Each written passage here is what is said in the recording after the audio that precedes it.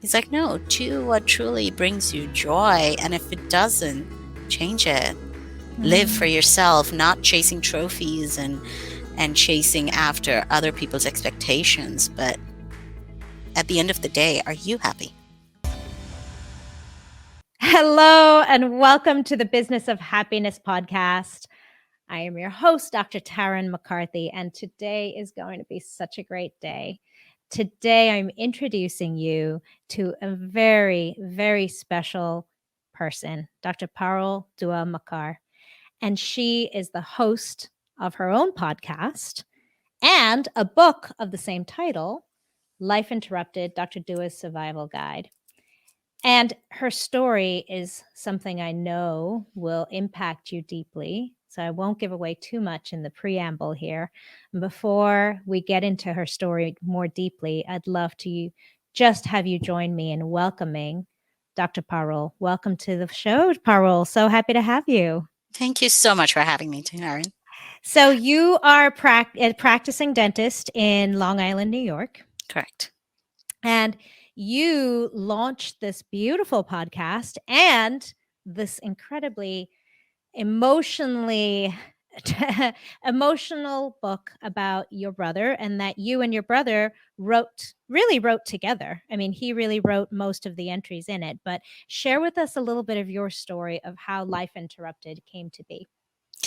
So, to your listeners, my brother is my youngest and my only sibling.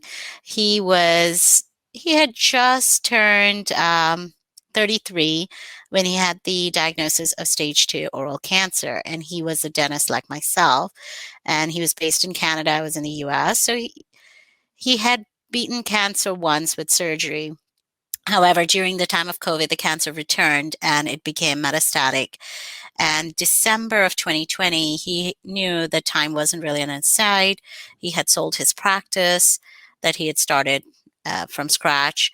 And he knew that, death was this ever present factor in our life, and we just kind of dodged around it. We never dealt with it. But during the time of COVID, where most of his treatment was, he was in isolation for most times. He was in hospital for chemoradiation without any support system as far as a friend or a family member. My parents would drop him, pick him up, and even while recovering at home, the the visits were very limited. I could not travel because the borders were shut down. This is the peak of COVID. I was not vaccinated at this point, and my parents are elderly, so we had a scare. So he really didn't have an outlet, and he had started writing and blogging his experiences uh, fighting cancer, the one cancer he was taught to discover himself. And when I visited him, he expressed a desire to be published, and I had a publisher in mind. And I said, let's get this going, because I knew as the treatment, he was pretty much in palliative care at this point. And he's like, nah, I got time. I want to write more. And I said, okay, write more. That's all you can focus on. This is what you do. And he wasn't able to talk or do much, so besides write on his laptop. And he passed rather suddenly in March of 21. And I went to see him, dropping everything here in New York. I couldn't make it in time because of COVID restrictions. I was a day late, and I walked into his house. And at that time, he had just come out with the article on leaving dentistry this way out, which is in the book. And that got published posthumously. I knew it was coming out, and I read it. It kind of resonated with a lot of people on Dentaltown. And then I walked in, and I'm picking up his mail. It's his house. Legos are unmade, his blankets there, food that meant to be eaten. Everything's there, but it was his life interrupted, our lives interrupted. And then it was a progression of planning the funeral, arranging for everything. COVID protocols, only 20 people allowed. We were doing a Zoom funeral.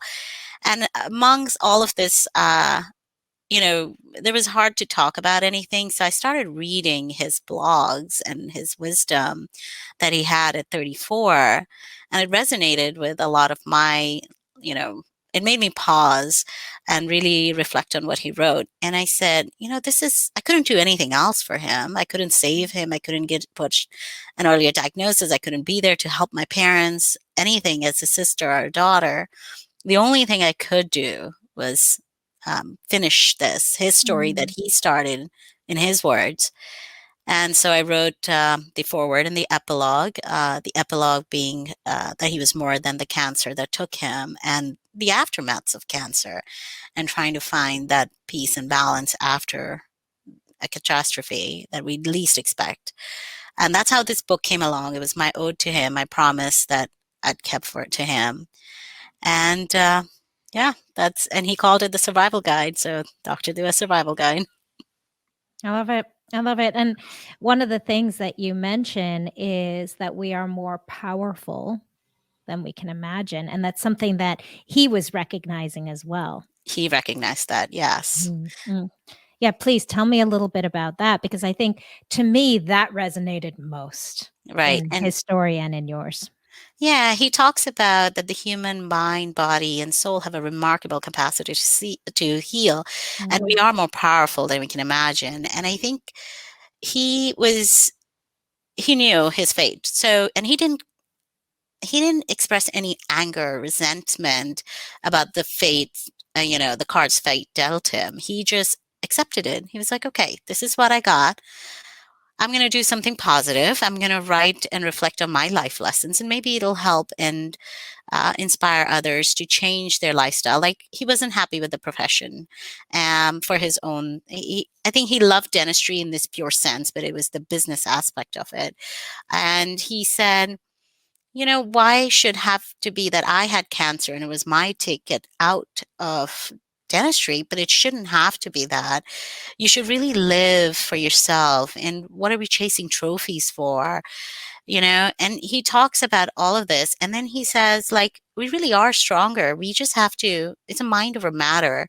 We can get through hard things. Um, we just have to find it internally in ourselves and not let mistakes, other people bog you down and rise above from that and create something positive for the world to leave behind. Yeah, that's so beautifully said. And you know what I find so interesting in his understanding of his higher self as he was coming closer and closer to his own demise, and understanding this power. And please tell me if I'm mistaken in reading into this, but he also then came around to be able to appreciate aspects of dentistry and business in dentistry. I mean, there were parts of it that he was really proud of, He was. so having this interesting duality of recognizing where the business and our own mindset can get in the way of our happiness. But then once he allowed himself to see it from a new perspective, he could actually see the value and the fun and what he was proud of in his own business. Oh, yeah. Yeah. He was very proud of the Mm. practice, his startup practice. He won an award for it. He loved dentistry in the purest forms. He loved Mm.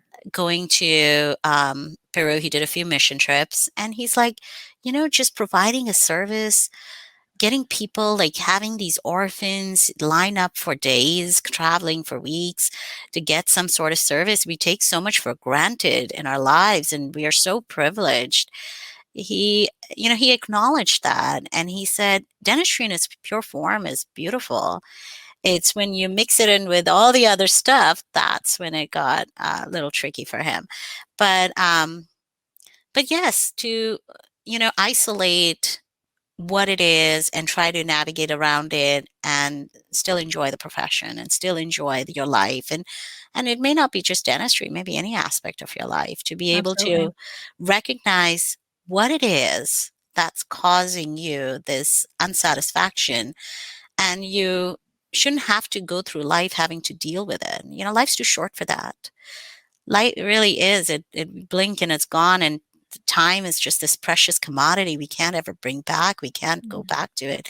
We can change certain aspects, and to be able to change those and be happier, because life's too short. He was such a happy-go-lucky guy. He was like, I don't feel like doing this. I'm not doing this. I don't feel like showing up here. I'm not going to do this. And a lot of times we do that out of obligation, or we have to, and we're predispositioned to a certain way of life. And he's like, no, do what truly brings you joy. And if it doesn't, change it. Live for Mm. yourself, not chasing trophies and chasing after other people's expectations. But at the end of the day, are you happy? Mm. Such a powerful, powerful perspective. I'm interested, Parul, how has this changed the way you look? Let's start with dentistry. How has his experience and his perspective kind of given you new insight into the business and the practice of dentistry? So for me, I was in a practice where it was heavy Medicaid, and I felt tied down as far as what I could and couldn't do. And it was hard to watch on the sidelines, providing care, but not be as optimal as I wanted to be. Mm. And I practiced where, it's trivial, but parking was an issue, and the commute was long from my children. I have young kids, and I was missing out on stuff. And if I wanted to be there for my children, I had to have to ignore my practice because I would have to take a day off because of the distance. So while Manu was going through, I think I had started a practice prior to that, and I was working 6 days to build up my from scratch practice. And he would always tell me, he's like, you're working yourself to the ground. It's not worth it. And I didn't get it until he was towards the end, and I'm like, you know what? I let go of the first one, and I said, I'll just work in my first. I'll change things around, but I'm closer to home. I can be there for my children. I don't have to kill my soul and build a practice that I want to on my philosophies, and not um, and create a world around what I want instead of the other way around, Mm. because the other practice I inherited, and this practice I could build from the way mine is. So I changed that, and not to take things personally, Mm. um, you know, letting go of a lot of things that I don't have control over. That's the hardest. I think as dentists, we're so type A, and we got to control every little thing, and backing off a little bit, and sharing the responsibilities and saying, okay, you know what, if so and so doesn't like it, or this it doesn't work, let's see if I can alter it and change it and make it to what fits in my way of thinking.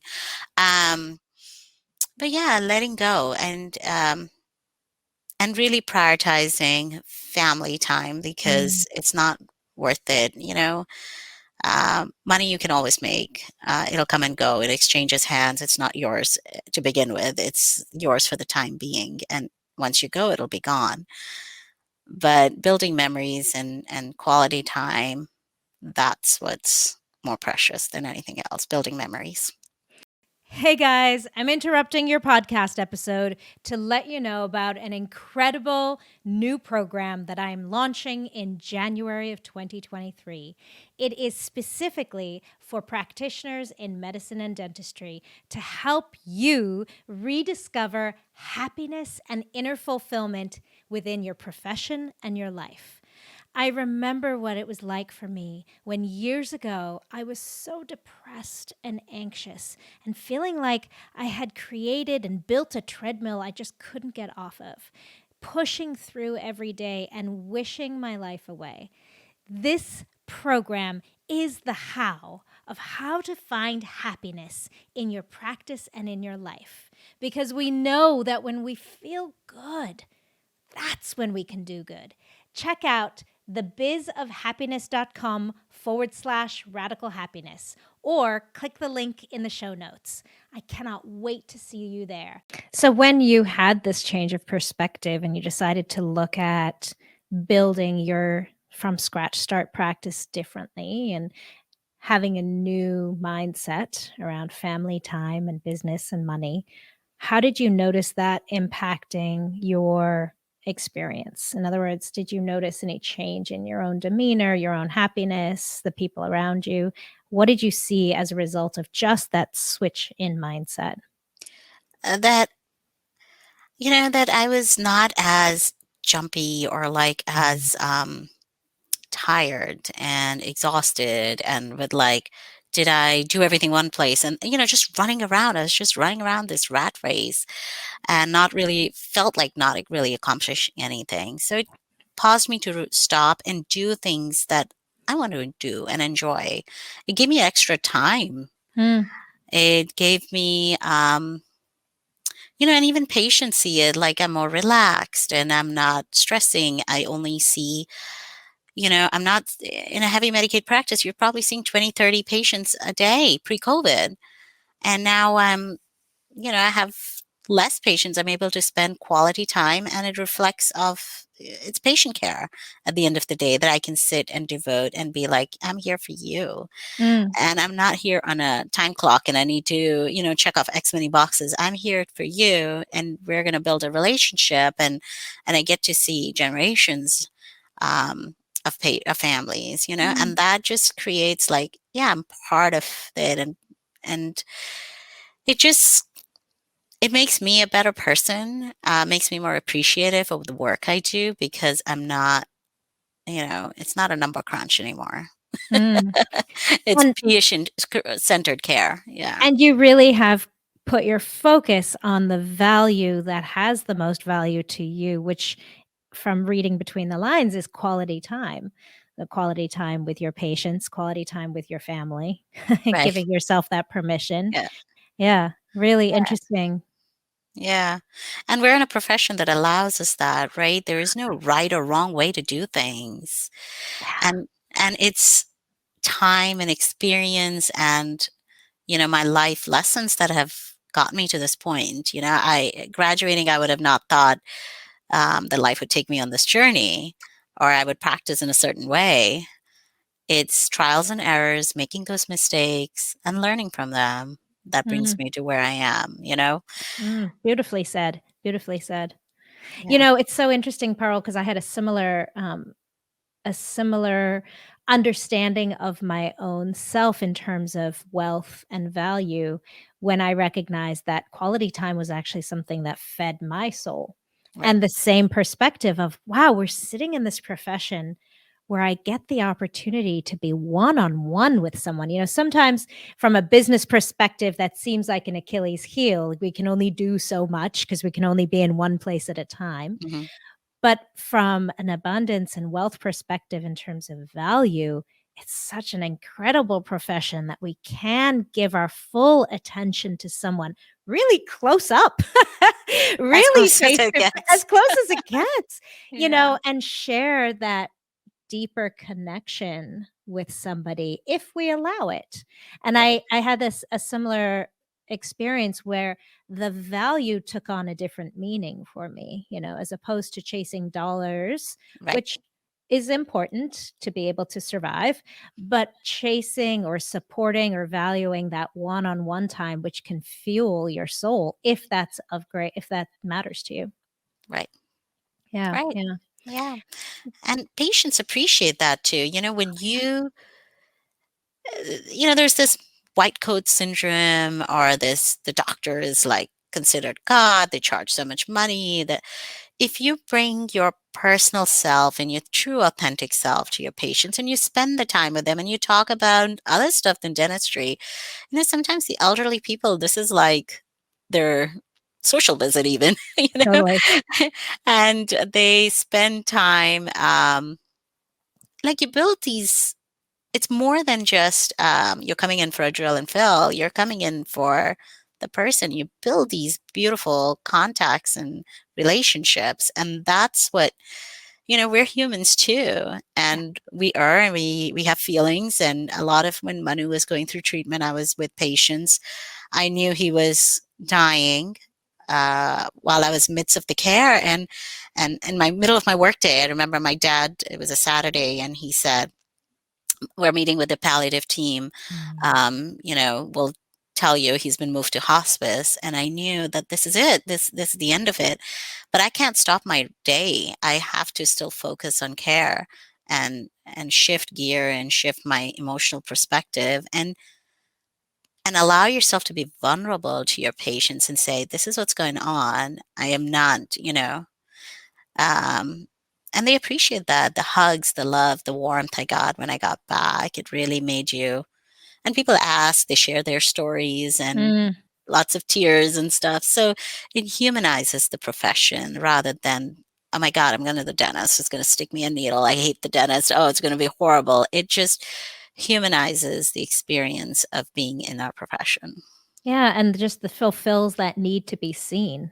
This is a very human experience, Right. loss and grief. And when somebody else is going through that, it gives us that recognition and seeing ourselves in someone else and that Yeah, connection. Yeah, that's true. beautiful. That's true. Mm, And it makes you more empathetic. Um, absolutely. I never realized the power of grief. Hmm, It's ever consuming. It's never gone. It's there. You feel it in moments. It'll come, and allowing yourself to grieve.